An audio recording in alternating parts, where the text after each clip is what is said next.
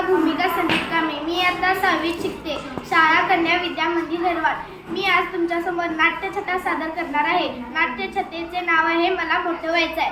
माणसानं ध्येय धरावं, त्या आकाशाला गवसणी घालण्याचं, खडकातून पाणी काढण्याचं. काय म्हणतेस आई? नळाचं पाणी जाईल, आंघोळ करून घेऊ. अगं पण काय, खडकातून पाणी नंतर काढू. बरं बाई, म्हणतात ना थोर पुरुषांच्या कार्यात अनंत अडचणी उभ्या असतात. मला शास्त्रज्ञ व्हायचं आहे, संशोधन करायचे आहेत, शोध लावायचे आहेत. पण या आईला मला आंघोळीला पाठवायची कसली घाई लागले. आता सांगा, न्यूटनला जर अशी कोणी घाई लावली असती तर गुरुत्वाकर्षणाचा शोध लावला असता का तो?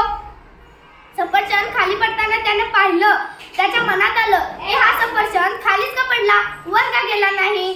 काय म्हणतेस ताई, मला देखील वर फेकलं तर मी देखील खाली पडेन धाडकन. बरं, मी काय सांगत होतो, न्यूटन झाडाखाली शांतपणे बसला असताना जर त्याच्या आईनं, ताईनं, आजीनं त्याला त्रास दिला असता तर तो शोध लावला असता का? नाही ना. मी देखील वैज्ञानिक शोध लावण्यासाठी घरातच माझी लॅब बनवली आहे. मायक्रोस्कोप, टेस्ट ट्यूब, काचेची पात्र सगळं आणून ठेवलंय. पुस्तकाचा तळ डोंगरच रचलाय. फक्त पुस्तकं उघडून वाचायची तेवढंच काम. टिपण काढण्यासाठी ताव देखील आणले. शाईच्या बाटल्या सुद्धा तयार आहेत.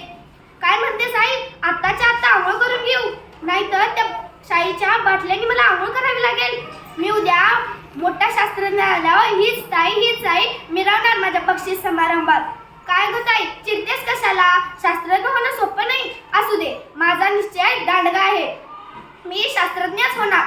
पण मी कुठला शोध लावू? या आधीच्या शास्त्रज्ञांनी सगळे शोध लावले, माझ्यासाठी एकही काम शिल्लक ठेवलं नाही. लसीकरण, परमाणु, अणु, विद्युत शक्ती. आता मी कसला बरं शोध लावू? काय म्हणतेस आई, माझी निळी पॅन्ट शोधू?